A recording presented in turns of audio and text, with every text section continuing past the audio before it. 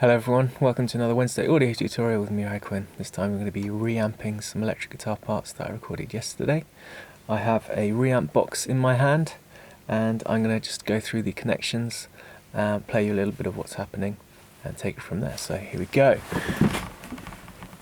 Right, so here we go. We've got some guitar parts recorded. We have an amplifier set up. What's happening is that the audio's, I've soloed the guitar track and that's going effectively out of the Focusrite interface here, channel 3 I think to be precise. That's then going into input, balanced input of this, and I'm just going to demonstrate what happens if the earth lift, the ground lift is not engaged. So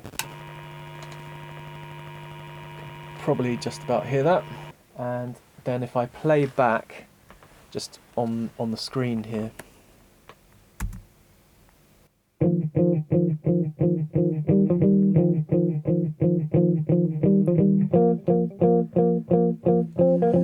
no other guitarists in the room.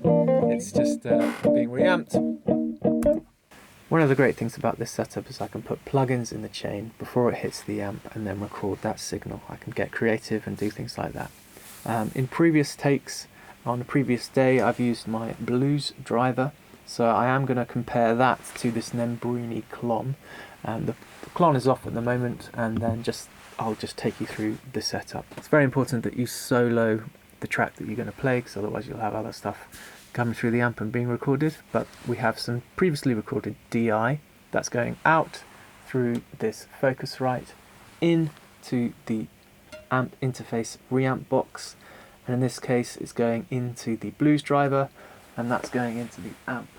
So the audio comes out of the amp, is being recorded by this SM57 beta, that's attached to this DAV preamp, and that goes into input 1 of the Focusrite, and there's a separate channel ready and waiting to receive the audio from there. So that's the setup, and let's just take a listen, make sure everything's turned on and plugged in and everything. So let's turn on the Boss and let's take a listen here. So that's going to come through. I may need to add an EQ actually because it's quite bright, but let's just record it first of all.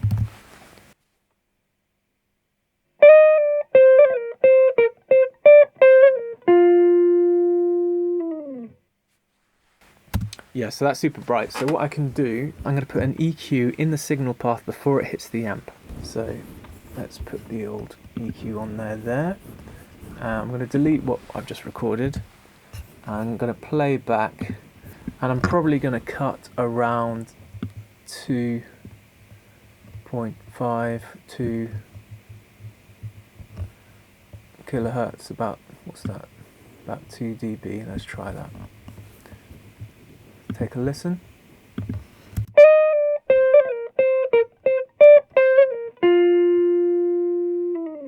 Yeah, it's more like 2 kilohertz.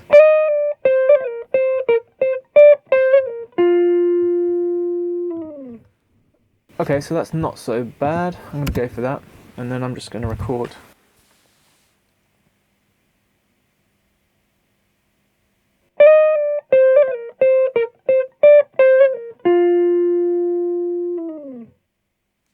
Yeah, so pretty good. I might do another quick go through that, but essentially that's what the process is.